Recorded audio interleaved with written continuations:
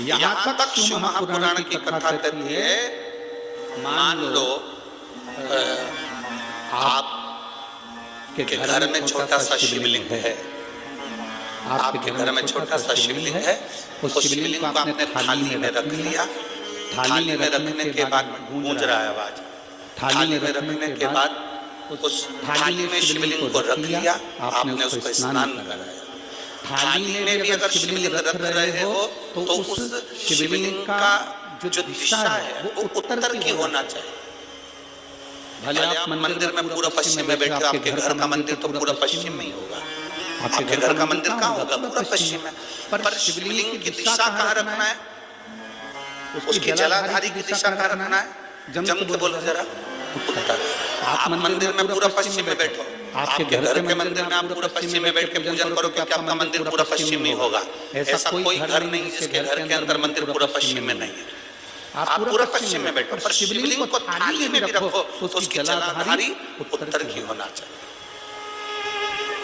आपने अगर स्नान कराया है शंकर भगवान के शिवलिंग का जल जो आप लेकर जा रहे हो विसर्जन करने के लिए, शिवलिंग का चढ़ा हुआ पानी जो भगवान को हम घर में स्नान कराते हैं, भगवान को घर में नहलाते हैं, स्नान का जो जल होता है उसको हम ले जाकर जब वृक्ष में डालते हैं, उस समय पर शंकर का घर में चढ़ा हुआ जल जब हम ले जाकर उसको डालते हैं वृक्ष में, अगर आपका ध्यान उत्तर की ओर है, आपका मुख उत्तर की ओर है, भले आप जल डाल रहे हैं पर मुख यदि आपका उत्तर की ओर है तो आपकी मनोकामना पूर्ण होती है, ये निश्चित है।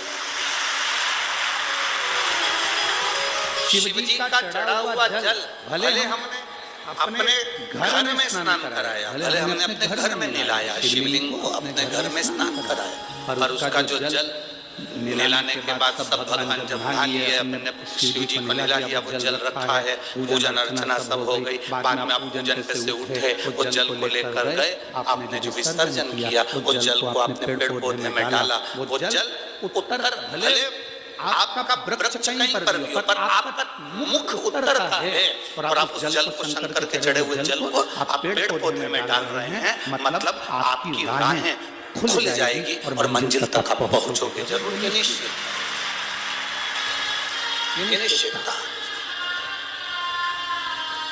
किस